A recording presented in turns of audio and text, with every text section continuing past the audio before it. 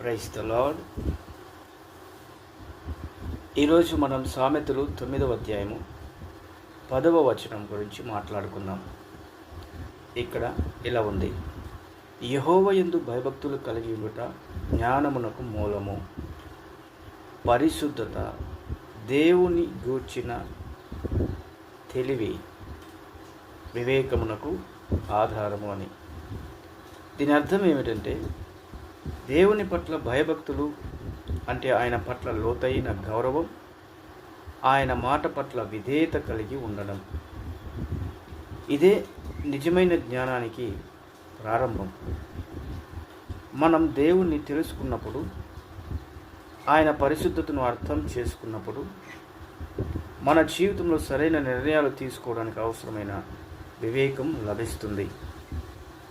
కాబట్టి జ్ఞానాన్ని కోరుకునే ప్రతి ఒక్కరూ దేవుని పట్ల భయభక్తులు కలిగి ఉండడంతోనే ప్రారంభించాలి.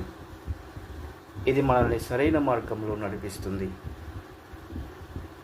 యెహోవా యందు భయభక్తులు కలిగియుట జ్ఞానమునకు మూలము. సో నీవు ఈ లోకంలో జ్ఞానవంతుడుగా నీవు కనుక జీవించాలనుకుంటే దేవుని యందు భయభక్తులు కలిగి ఉండడమే దానికి మూలం అని చెప్పి నీవు గుర్తించుకోవాలి. దేవుని యందు భయభక్తులు కలిగి నీవు జీవిస్తూ ఉన్నట్లయితే నీవు జ్ఞానిగా ఈ లోకంలో జీవిస్తూ ఉన్నావని నీకు నువ్వు తెలుసుకోవాలి మొదట. రెండవదిగా పరిశుద్ధత, దేవుని గూర్చినటువంటి తెలివి.